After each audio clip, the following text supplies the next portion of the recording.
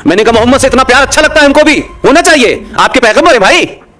لیکن ہندوستان کے منافق اور مکار مسلمان, مجھے یہ بتاؤ تم محمد کا نام لے کے آئی ایس کے جھنڈے پہ جب قرآن شریف کا پہلا کلمہ لکھ کر کے تم کہتے ہو لا الہ الا اللہ اور اس ایک سرکل میں لکھتے ہو اللہ محمد اور رسول, تو یہ تم کو شرم نہیں آتی کہ اللہ کا نام آتنکواد کے لیے استعمال ہو رہا ہے, پہلا کلمہ آتنکواد کے لیے استعمال ہو رہا ہے, پولیس پہ گولی چلانے کے لیے ہو رہا ہے, لہٰذا میرا ماننا ہے کہ تم مکار ہو. السلام علیکم دوستوں, امید ہے آپ سب خیریت سے ہوں گے. دوستوں, نفرت کا یہ جو ماحول آپ دیکھ رہے ہیں یہ ایسے نہیں بن گیا ہے, اس کے پیچھے بہت سے ایسے نام ہیں جو دن رات سوشل میڈیا پر نفرت پھیلانے کا کام کر رہے ہیں اور ان کے فالوورز کی تعداد بھی لاکھوں میں ہے. پشپیندر کلشریشٹھ کا نام بھی ان نفرت پھیلانے والوں کی لسٹ میں ہے, لیکن اللہ کا شکر ہے کہ مفتی یاسر ندیم صاحب نے اس انسان کی سچائی بھی دنیا کے سامنے پیش کی ہے اور بہت پہلے پیش کی تھی. آج کی اس ویڈیو میں ہم دیکھیں گے کہ اس شخص کی سچائی کیا ہے اور اس کے کتنے سارے جھوٹ ہیں جس کو ایکسپوز مفتی صاحب نے کیا ہے. Let's watch the video. آج کل سوشل میڈیا پر ایک صاحب ہیں جو ہیٹ مانگرنگ اور نفرت کی چورن بیچنے میں بہت مشہور ہو رہے ہیں.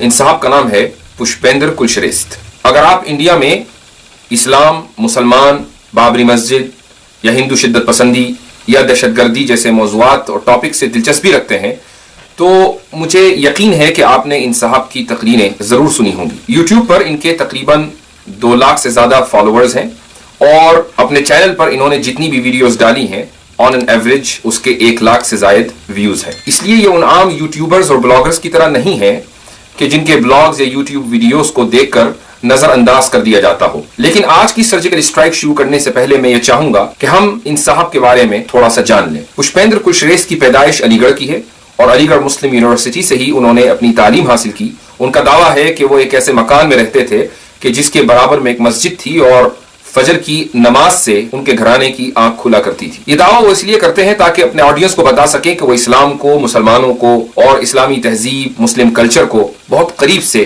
جانتے اور سمجھتے ہیں. سن 2008 تک یہ دہلی میں پریس کلب آف انڈیا کے جنرل سیکریٹری بھی رہ چکے ہیں.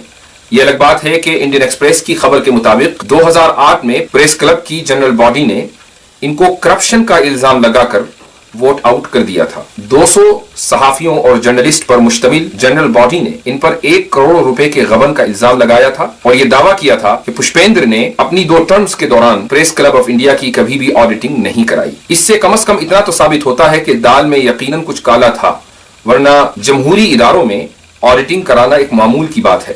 پشپیندر اپنی ہر تقریر کا آغاز بسم اللہ الرحمن الرحیم سے کرتے ہیں. یہ الگ بات ہے کہ اس پوری تقریر میں پھر وہ اسلام کو گالی دیتے ہیں, مسلمانوں کے خلاف بولتے ہیں, قرآن کے خلاف بولتے ہیں, لیکن اپنی ہر اسپیچ کا آغاز وہ بسم اللہ سے کرتے ہیں تاکہ اپنے آڈینس کو وہ یہ بتا سکیں کہ وہ اسلام کے ماہر ہیں. ظاہر ہے کہ جب غیر مسلم بھائی اپنے جیسے ایک شخص کو عربی میں بسم اللہ الرحمن الرحیم پڑھتے ہوئے سنتے ہوں گے تو وہ یہی سمجھتے ہوں گے کہ یہ شخص جو دعویٰ کر رہا ہے شاید اپنے دعوے میں صحیح ہو. لیکن آج کی سرجیکل اسٹرائک کا مقصد یہی دکھانا ہے کہ یہ شخص جو جھوٹ بول بول کر اور نفرت کی دیواریں تعمیر کر کر انڈیا میں بڑی تیزی کے ساتھ مشہور ہو رہا ہے اور شہروں بلایا جا رہا ہے اور وہاں پر رٹی رٹائی تقریر کر رہا ہے, یہ شخص کتنا بڑا جھوٹا ہے, کتنا بڑا فریبی ہے اور اپنی اسپیچز کے دوران اسلام, قرآن اور مسلمانوں کے تعلق سے یہ کس قدر جھوٹ بولتا ہے. آج کی سرجیکل اسٹرائک کا مقصد یہی ہے. لیکن پشپیندر کی زندگی کے بارے میں ایک اہم بات جاننا بہت ضروری ہے اور وہ یہ ہے کہ پشپیندر جب بھی تقریر کرتے ہیں تو اپنی تقریر کا آغاز کشمیر پالیسی سے کرتے ہیں اور اس کے بعد پھر وہ پاکستان کو گالیاں دیتے ہیں. ہمیں کوئی اعتراض نہیں ہے, آپ پاکستان کو برا بھلا کہنا چاہیں تو کہیں. اس ملک میں ہر شخص کو فریڈم آف ایکسپریشن حاصل ہے, فریڈم آف اسپیچ حاصل ہے. پاکستان ہی کیا دنیا کے کسی بھی ملک کو برا بھلا کہنا آپ کا پیدائشی حق ہے. لیکن مزے کی بات یہ ہے کہ پاکستان کو اپنی اسپیچز میں برا بھلا کہنے والا یہ شخص ایک لمبے عرصے تک پاکستان کی ٹی وی چینل آج نیوز کا ملازم رہ چکا ہے. گویا کہ ایک لمبے عرصے تک ان کی روزی روٹی کا انتظام پاکستان ہی کرتا آ رہا تھا. 2017 میں انہوں نے اپنی وہ ملازمت چھوڑی ہے. لیکن ہمیں اس پر بھی کوئی اعتراض نہیں ہے کہ اگر آپ کی روزی روٹی کا انتظام کسی دوسرے ملک سے ہوتا ہو یا پاکستان سے ہوتا ہو تو اس پر ملک کے کسی بھی باشندے کو کوئی اعتراض نہیں ہے. انسان کی روزی روٹی کا انتظام کہیں سے بھی ہو سکتا ہے. ہاں, ہمیں اعتراض اس منافقت پر ہے کہ آپ اپنی تقریروں میں انڈین مسلمز کو یہ الزام دیتے ہیں کہ انڈین مسلمز کبھی بھی محب وطن یعنی وطن سے محبت کرنے والا نہیں ہو سکتا. یہ کان کھول کر سن لیجئے کہ انڈین مسلمز انڈیا ہی میں رہتے ہوئے آئے ہیں, انڈیا ہی میں رہتے رہیں گے, وہ انڈیا ہی میں کام کرتے ہیں, وہیں کماتے ہیں, وہیں ٹیکس دیتے ہیں. وہ آپ کی طرح اپنی روزی روٹی کا انتظام ان ملکوں سے نہیں کرتے جن ملکوں کے خلاف گالیاں دے کر ان کی دکان چلا کرتی ہو. YouTube पर आपको पुष्पेंद्र कुलश्रेष्ठ की बहुत सारी तकरीरें मिल जाएंगी, लेकिन उनकी तकरीरों में खास बात यह है कि उन्होंने तोते की तरह एक 1.5 घंटे लंबी तकरीर रटी हुई है। जहां मौका मिलता है वो 1.5 घंटे की तकरीर करते हैं और जहां मौका मिलता है वो उस तकरीर को शॉर्ट कर देते हैं।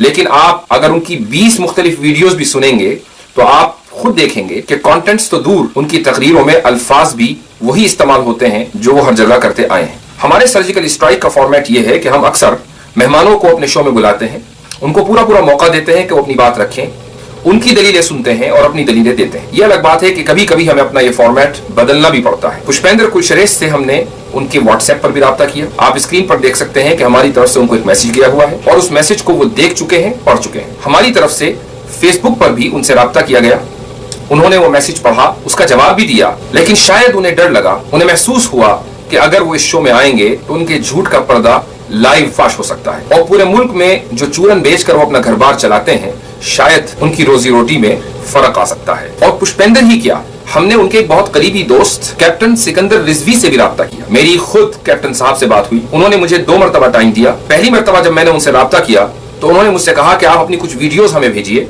मैंने अपनी 2 वीडियोस उनको भेजी और उसके बाद फिर उन्होंने फोन उठाना बंद कर दिया। 1-2 हफ्ते रुकने के बाद मैंने फिर उनसे राब्ता किया। इस मरतबा उनसे बात हुई और मैंने उनसे इस शो में आने की रिक्वेस्ट की। उन्होंने प्रॉमिस किया, टाइम सेट हुआ और उसके बाद ये साहब फिर गायब हो गए। हमारे ऑडियंस के लिए ये जानना जरूरी है कि कैप्टन सिकंदर रिजवी भी पुष्पेंद्र के चैनल पर आते हैं और उनके प्रोग्रामों में स्पीच देते हैं, तकरीरें करते हैं और एक तकरीर में उन्होंने मुसलमानों को खुला चैलेंज दिया है कि कोई भी आकर उनसे डिबेट कर ले।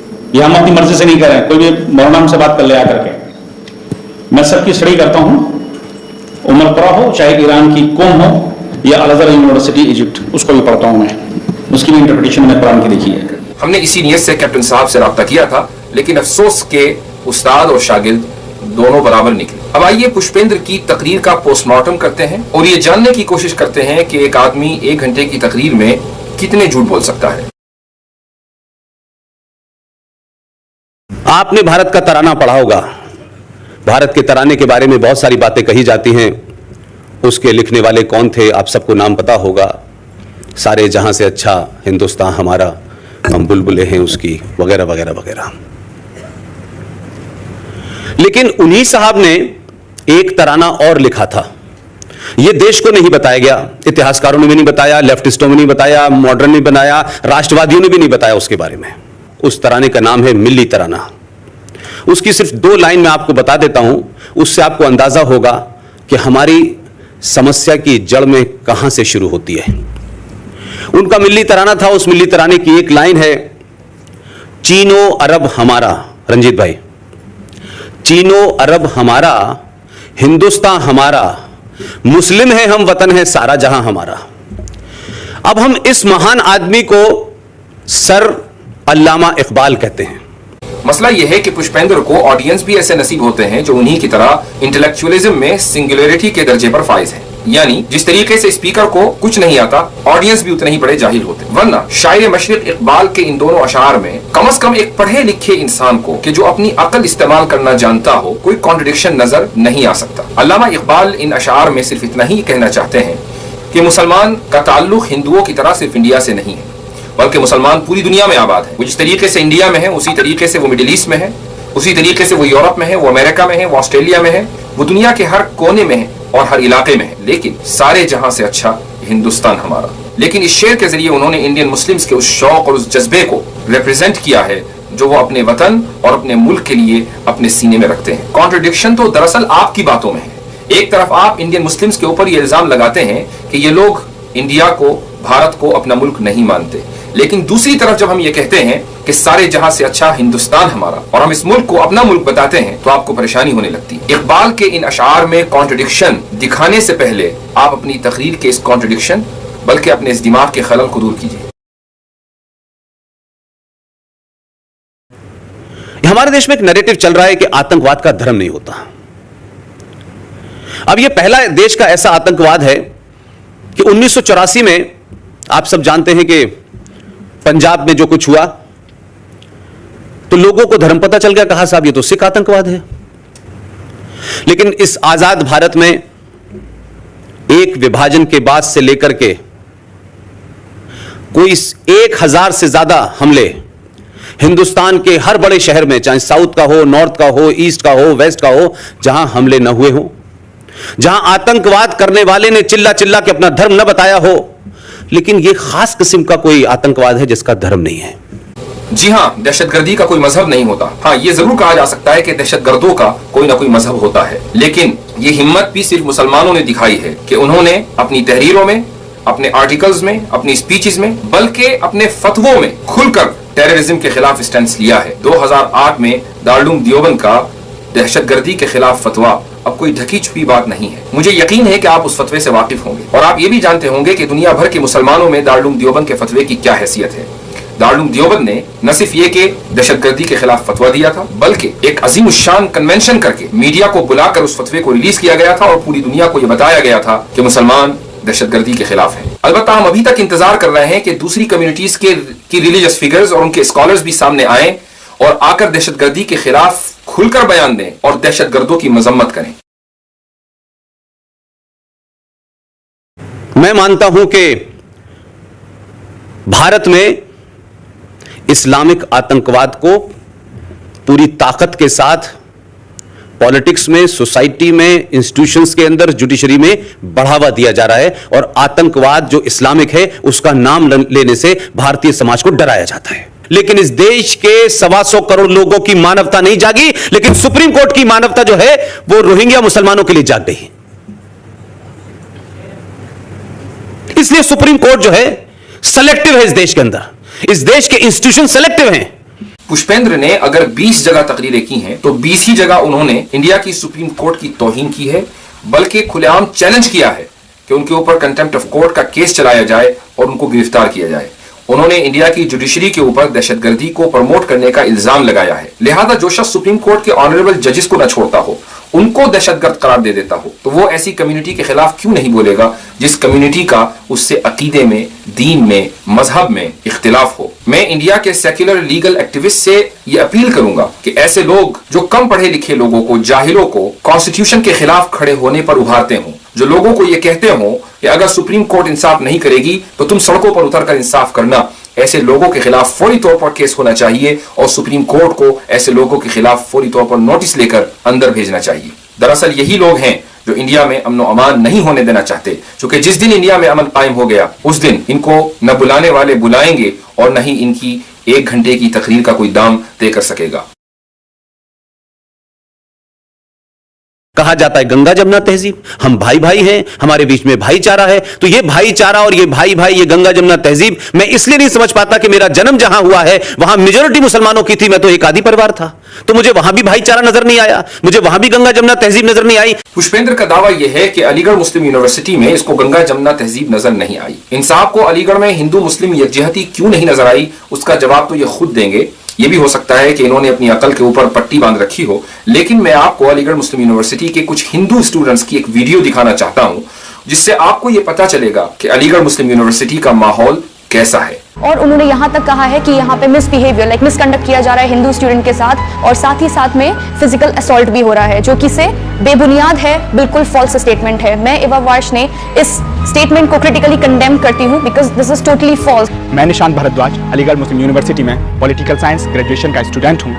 मुझे अभी कुछ वक्त पहले पता चला कि एक साहब ने मीडिया में ये बयान दिया है कि अलीगढ़ मुस्लिम यूनिवर्सिटी के नॉन मुस्लिम स्टूडेंट्स को हॉस्टल से बाहर निकाला जा रहा है, उन्हें प्रताड़ित किया जा रहा है, उनके आई कार्ड चेक करके उन्हें परेशान किया जा रहा है। लेकिन मैं खुद निशांत भारद्वाज मेरा नाम है और आप लोग देख सकते हैं कि मैं इस वक्त अलीगढ़ मुस्लिम यूनिवर्सिटी के स्टैच्यू हॉल के पास खड़ा हुआ हूँ। तो आप ये बताइए कि अगर ऐसा होता तो क्या आज मैं यहाँ खड़ा होता या इस प्रोटेस्ट का एक हिस्सा होता? ऐसा कुछ भी नहीं है, ये सिर्फ रूमर्स हैं, ये इस मूवमेंट को हल्का करने की साजिशें हैं, ये सिर्फ हमें मैनिपुलेट किया जा रहा है, हमारे बीच कॉन्फ्लिक्ट्स क्रिएट किए जा रहे हैं और इस पूरे मूवमेंट को एक हिंदू और मुस्लिम का कलर दिया जा रहा है।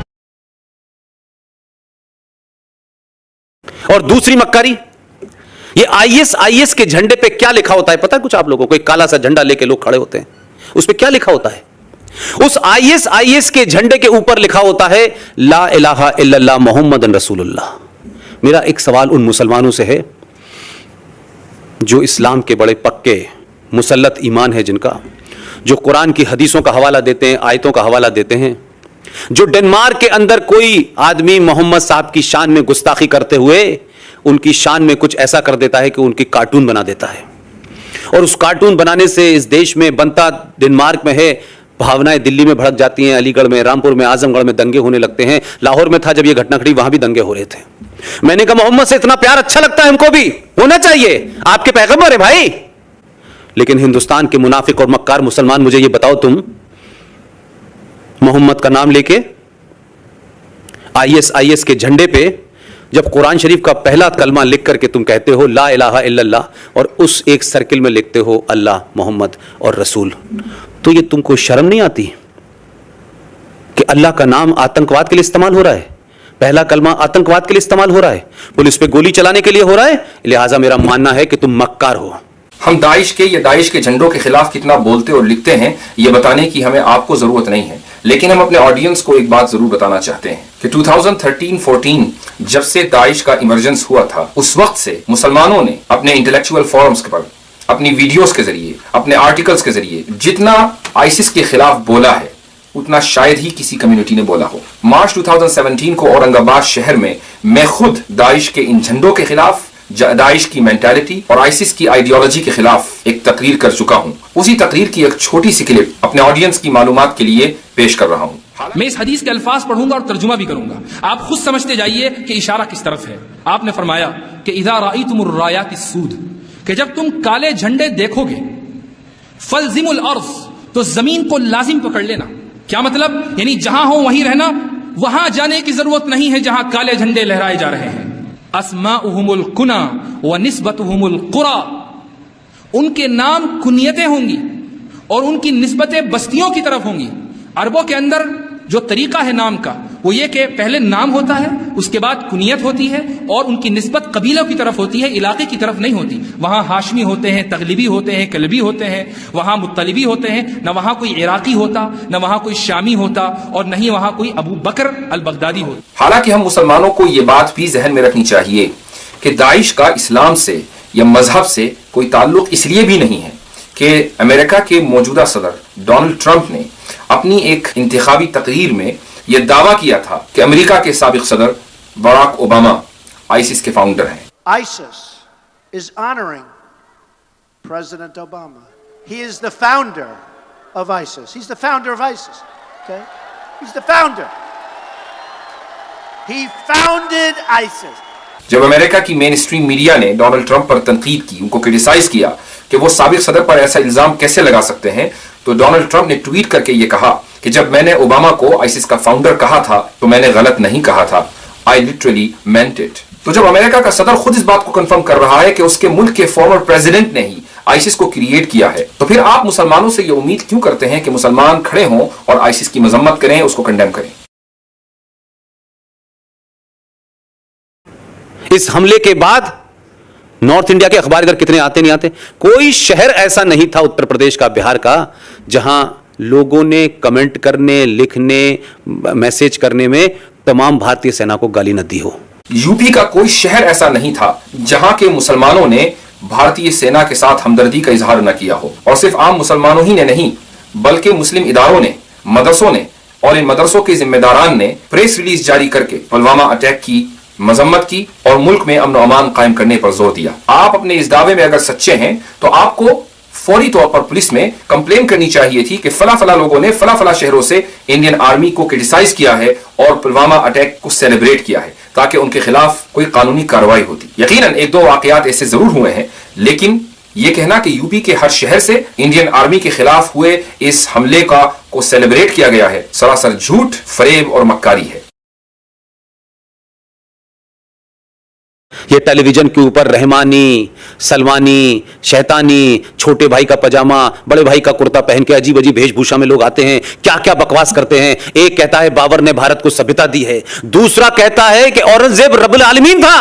اورنگزیب رب العالمین تھا۔ مجھے یقین ہے کہ میری اس ویڈیو کو دیکھنے والے جتنے بھی مسلمان ہیں، اگر وہ اسلام کی بنیادی تعلیم سے بھی واقفیت نہ رکھتے ہوں تب بھی وہ اتنا تو جانتے ہی ہیں کہ مسلمان صرف اللہ تعالیٰ کو رب العالمین کہتے ہیں، یعنی تمام جہانوں کا پالنے والا۔ اورنگزیب عالمگیر کو کبھی بھی کسی بھی مسلمان نے، جاہل تو جاہل بلکہ دنیا کے سب سے کم پڑھے لکھے مسلمان نے بھی رب العالمین کا خطاب نہیں دیا۔ اس سے ہمارے ہندو بھائی یہ اندازہ لگا سکتے ہیں کہ اسلام کے بارے میں اس شخص کی معلومات کتنی شیلو ہیں، اسلام کے بارے میں یہ کس قدر سطحی علم رکھتا ہے اور بسم اللہ الرحمن الرحیم کے ذریعے اپنی تقریر کا آغاز کر کے، اپنی تقریر کی شروعات کر کے وہ لوگوں کو یہ فالس امپریشن دیتا ہے کہ وہ اسلام کا ایک بہت بڑا جانکار ہے، بہت بڑا ایکسپرٹ ہے، لیکن اپنی اسی تقریر میں وہ مسلمانوں کے خلاف یہ مضحکہ خیز دعویٰ بھی کرتا ہے کہ مسلمانوں میں بہت سے لوگ اورنگزیب کو رب العالمین کہتے ہیں، حالانکہ رب العالمین صرف اللہ تعالیٰ کو کہا جاتا ہے۔ لیکن وہ جو آپ نے جس کو بٹن دبا کے بھیجا ہے اس نے ایک بڑا اچھا کام کیا۔ لوگ کہہ رہے تھے کہ صاحب وہ سعودی عرب بھی جا رہا ہے، یہاں بھی جا رہا ہے، منزل میں جا رہا ہے، مسجد میں جا رہا ہے۔ مکہ کے امام سے ایک پرچی لے کے آ گیا تھا وہ آدمی، ان سے پوچھا کہ یہ بتائیے کہ جو محمد صاحب نے مسجد بنائی تھی وہ کہاں ہے؟ تو وہ تو توڑ دی گئی، اس مسجد کا تو کوئی ذکر نہیں ہے۔ اور مسجد جو ہے کوئی اللہ کے گھر تو ہو نہیں سکتا، کیونکہ اللہ تو ادرش ہے۔ کمیونٹی سینٹر کا کنسپٹ ہے کہ جب تجارت ہوتی تھی، محمد صاحب کی پہلی پتنی بڑی ویاپاری تھی، ختیجہ ان کا نام تھا، ان کے یہاں سے سامان آتا تھا ہندوستان، 6 مہینے بعد واپس جاتا تھا۔ تو اس زمانے پہ لوگ اونٹوں پہ سواری کرتے تھے، جاتے تھے، ایک بڑا سا کمیونٹی ہال تھا، وہاں لوگ سو جاتے تھے، نہاتے تھے، دھوتے تھے اور اٹھ کے وہیں نماز پڑھ لیتے تھے۔ تو وہ کمیونٹی سینٹر ہوتا تھا، کوئی اللہ کا گھر، کوئی پوتر جگہ، کوئی ایسی جگہ کہ جو کہیں توڑ دی جائے گی تو اس پہ بوال مچ جائے گا، یہ نہیں تھا۔ جو ہمارے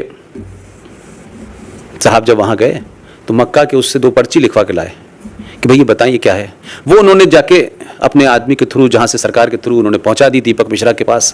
تو جو مسلمان جب گئے تھے بہت چلا چلا کے، کیسے آپ کہہ سکتے ہیں صاحب کی مسجد اللہ کا گھر نہیں ہے، قرآن میں لکھا ہے اور اس میں لکھا ہے، فلانا لکھا ہے، خوب چلایا۔ دیپک مشرا نے پرچی نکالی اور دکھا کے بتاؤ مکہ کے بڑے امام سے زیادہ بڑے امام ہو تم کیا؟ ایک نہیں بولا، بولے نہیں وہ ایسا نہیں تھا صاحب، وہ ایسا ہو گیا ہوگا، فلانا ہو گیا۔ اس کے بعد کوئی ریویو پٹیشن نہیں آئی، لیکن یہ ثابت ہو گیا اس دیش میں کہ 70 سال سے مسجد کے نام پہ آپ کو لوٹا گیا، ڈرایا گیا۔ دراصل جھوٹوں کو وہی لوگ اپریشیٹ کرتے ہیں جو خود بھی جھوٹے ہوں۔ پشپیندر کا دعویٰ یہ ہے کہ پرائم منسٹر مودی سعودی عرب کی ٹرپ کے دوران مکہ کے امام سے ایک پرچی لے کر آئے تھے جس میں یہ لکھا ہوا تھا کہ محمد صلی اللہ علیہ وسلم کی بنائی ہوئی مسجد کو سعودی عرب کے لوگوں نے توڑ دیا ہے اور اب وہاں وہ مسجد باقی نہیں ہے کہ جس کو نبی کریم صلی اللہ علیہ وسلم نے تعمیر فرمایا تھا۔ شاید تاریخ میں 10 بڑے بڑے جھوٹ کو ایک جگہ لکھا جائے تو پشپیندر کا یہ جھوٹ بہت آسانی کے ساتھ اس لسٹ میں جگہ بنانے میں کامیاب ہو جائے گا، اس لیے کہ نبی کریم صلی اللہ علیہ وسلم کی بنائی ہوئی مسجد آج بھی مدینہ منورہ میں ہے۔ لاکھوں مسلمان ہندوستان سے ہر سال جاتے ہیں، مسجد نبوی میں نماز ادا کرتے ہیں۔ یہ الگ بات ہے کہ وہ مسجد آج بہت بڑی ہو چکی ہے، چاروں طرف سے پھیل چکی ہے، لیکن وہاں جانے والا ہر مسلمان جانتا ہے کہ نبی کریم صلی اللہ علیہ وسلم کے زمانے کی جو مسجد ہے وہ کہاں سے کہاں تک ہے۔ لیکن پشپیندر جی کا انٹلیکچوئل لیول اتنا بڑھ چکا ہے کہ وہ رینوویشن اور ڈیمولیشن ان دونوں میں کوئی فرق ہی نہیں کر پاتے۔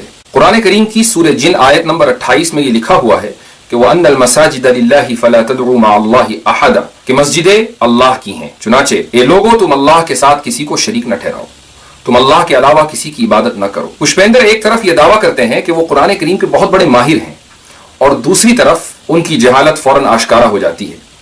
سپریم کورٹ کا جو فیصلہ جسٹس دیپک مشرا کی صدارت والی بینچ نے پاس کیا تھا وہ یہ تھا کہ مسجد اسلام کا اسینشیل حصہ نہیں ہے۔ اس کا مطلب ہرگز یہ نہیں ہے کہ وہ اسلام کا حصہ نہیں ہے اور ان کی حیثیت کسی کمیونٹی سینٹر کی ہے کہ جہاں لوگ رات کو آ کر آرام کرتے ہیں، بلکہ لیگل لینگویج کے بارے میں ایک عام سمجھ رکھنے والا انسان بھی بہت آسانی کے ساتھ دیپک مشرا کے اس ورڈکٹ کو سمجھ سکتا ہے کہ اس کا مطلب ہرگز اسلام میں مسجدوں کی ضرورت کو ختم کرنا نہیں ہے، بلکہ یہ بتانا ہے کہ اسلام کی یہ تعلیم ہے کہ مسلمان کہیں بھی نماز پڑھ سکتے ہیں۔ نماز پڑھنے کے لیے یہ ضروری نہیں ہے کہ وہ مسجد ہی میں جا کر نماز پڑھیں۔ جس طریقے سے نماز مسجد میں ہوتی ہے ایسے ہی گھر پر بھی ہو سکتی ہے، سڑک پر بھی ہو سکتی ہے اور زمین کے کسی بھی چپے پر ہو سکتی ہے۔ اس لیے اس ورڈکٹ کا یہ مطلب نہیں ہے کہ جو اب مسجدیں ہیں وہ مسجدیں نہیں رہیں، بلکہ اس ورڈکٹ کا مطلب یہ ہے کہ جو مسجدیں نہیں ہیں اب وہ بھی مسجدیں ہو گئی ہیں۔ دوسری بات یہ ہے کہ دیپک مشرا کے اس ورڈکٹ کا بابری مسجد سے کوئی تعلق نہیں ہے، اس لیے کہ سپریم کورٹ ہی بار بار یہ کہہ چکی ہے کہ بابری مسجد کا معاملہ ایک ٹائٹل سوٹ ہے۔ اس معاملے کا اس بات سے کوئی تعلق نہیں ہے کہ مسجدیں اسلام کا اسینشیل حصہ ہیں یا نہیں ہیں، اور یہی وجہ ہے کہ مسلمانوں نے دیپک مشرا کے دیے ہوئے اس ورڈکٹ کے خلاف کوئی ریویو پٹیشن بھی فائل نہیں کی، چونکہ ہمیں یہ لگتا ہے کہ یہ فیصلہ ہمارے حق میں ہے نہ کہ آپ کے۔ کہ یہ جو قبرستان ہے نا یہ بھی اسلام میں حرام ہے، اور یہ میں نہیں کہہ رہا۔ ٹھیک ہے کہ مکہ کے امام کی پرچی لائے تھے، لیکن میں نے بھی بہت قرآن اتنی پڑھ لیا، امام لائق تو پڑھ لیا میں نے بھی، میں بھی بتا دوں گا کہاں ہے۔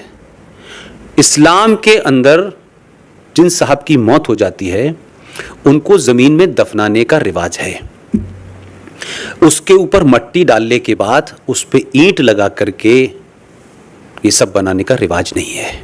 चूंकि कुरान के बारे में ये साहब उतना ही जानते हैं जितना कि एक मस्जिद का इमाम जानता है, इसलिए उस आयत का रेफरेंस इन्हीं के सर रहा जिस आयत में ये लिखा हुआ है कि इस्लाम में कब्रिस्तान बनाना भी हराम है। हाँ, ये बात जरूर है कि इस्लाम में कब्रों के ऊपर कतबे लगाना या कब्रों को पक्की बनाना बिदअत है, लेकिन कुछ मुसलमानों के इस अमल की वजह से कब्रिस्तान को हराम समझ लेना बिल्कुल ऐसा ही है जैसे कि पुष्पेंद्र साहब ये कहें कि चूंकि मेरे पास गाड़ी नहीं है इसलिए रोड्स को बनाना इलीगल है, चूंकि मेरे पास फोन नहीं है इसलिए फोन के टावर्स भी जगह जगह लगाना इलीगल होना चाहिए। ये कुछ ऐसी ही बोगस सी दलील है कि चूंकि पक्की कब्रें करना बिदअत है इसलिए कब्रिस्तान भी इस्लाम में हराम है। जब इन सो कॉल्ड इंटेलेक्चुअल्स का ये हाल हो तो आप अंदाजा लगा सकते हैं कि इनके वो ऑडियंस जो इनकी तकरीरों पर नारे लगाते हैं और तालियां बजाते हैं उनका क्या हाल होगा।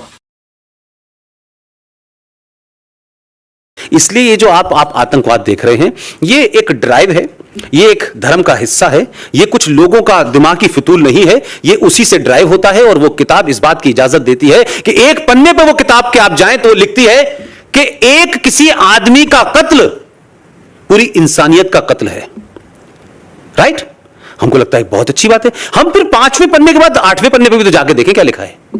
वो कहता है कि जो तुम्हारे नबी को नहीं मानता उसको समझाओ, उसको पुचकारो और अपने नबी की अच्छी अच्छी बातें बताओ। वो अगर तब भी ना माने तो उसका कत्ल वाजिब है। भाई यहां तो एक को मारने की बात कर रहे थे, वहां तुम कह रहे हो सबको मारो।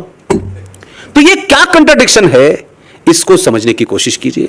मैं पुष्पेंद्र को चैलेंज करता हूं कि वो मेरे साथ आए और लाइव डिबेट करें और पूरे कुरान में ये आयत इन्हीं अल्फाज के साथ, जिन अल्फाज के साथ वो इस आयत को कोट कर रहे हैं, ये आयत मुझे पूरे कुरान में कहीं दिखा दें। मैं हाथ जोड़कर उनसे माफी मांगने के लिए तैयार हूं। लेकिन एक तरफ जब हम उनको बात करने के लिए बुलाते हैं तो वो दुम दबाकर अपने बिल में घुस जाते हैं, और दूसरी तरफ जहां पर वो देखते हैं कि मेरे से बड़े जाहिल ऑडियंस के अंदर मौजूद हैं तो वहां अपने मक्र फरेब के जरिए वो नफरतों की दीवार खड़ी करने लगते हैं। मैं अपने ऑडियंस को यह बताना चाहूंगा कि ऐसी कोई आयत कुरान करीम में कहीं भी मौजूद नहीं है।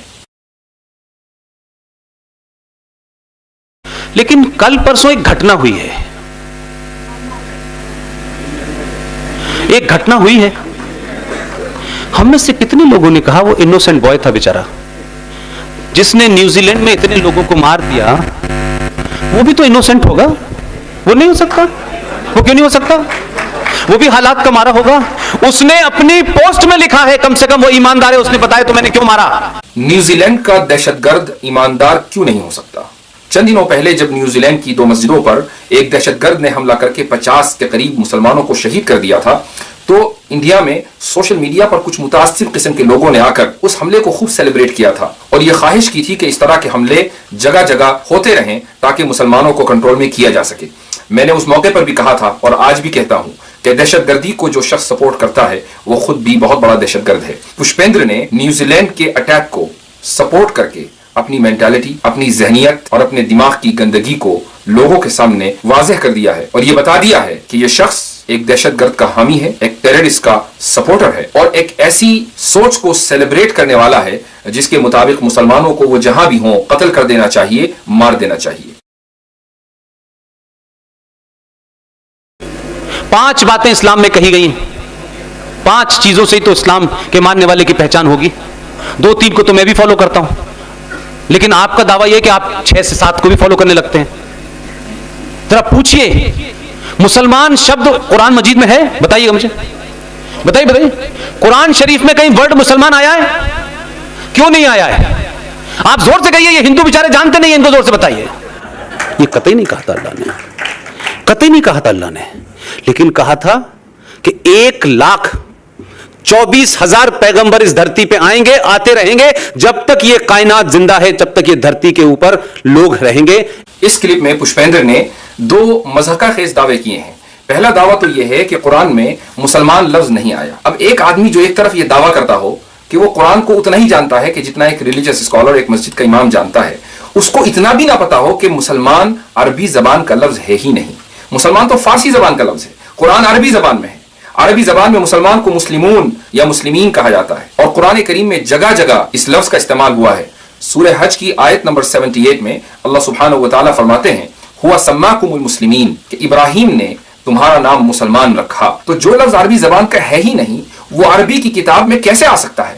دوسرا مضحکہ خیز دعویٰ اس شخص نے یہ کیا کہ قرآن میں لکھا ہوا ہے کہ 1,24,000 انبیاء آئیں گے. یہ آیت بھی اگر وہ پورے قرآن میں کہیں دکھا دیں تو میں وعدہ کرتا ہوں کہ میں علی الاعلان ایک ویڈیو بنا کر ان سے معذرت کروں گا، ان سے معافی چاہوں گا اور آئندہ کبھی ان کے خلاف نہیں بولوں. لیکن مجھے معلوم ہے کہ صبح قیامت تک وہ قرآن کریم میں ایسی کوئی آیت دکھا نہیں سکتے جس میں یہ لکھا ہو کہ 1,24,000 انبیاء آئیں گے. جی ہاں، یہ الگ بات ہے کہ مسلمانوں کا کچھ حدیثوں کی بنیاد پر یہ ماننا ہے کہ اس دنیا میں 1,24,000 انبیاء آئے ہیں، جن میں نبی کریم صلی اللہ علیہ وسلم سب سے آخری نبی ہیں، اور نبی کریم صلی اللہ علیہ وسلم کے بعد کوئی نبی آنے والا نہیں ہے. قرآن میں یہ ضرور لکھا ہے کہ نبی کریم صلی اللہ علیہ وسلم آخری نبی ہیں، لیکن یہ کہیں نہیں لکھا کہ نبی کریم صلی اللہ علیہ وسلم کے علاوہ 1,24,000 انبیاء اس دنیا میں بھیجے جانے ہیں، جن میں ایک تعداد پہلے آ چکی اور ایک تعداد آتی رہے گی. یہ قرآن کریم کے اوپر سراسر بہتان ہے، جھوٹ ہے.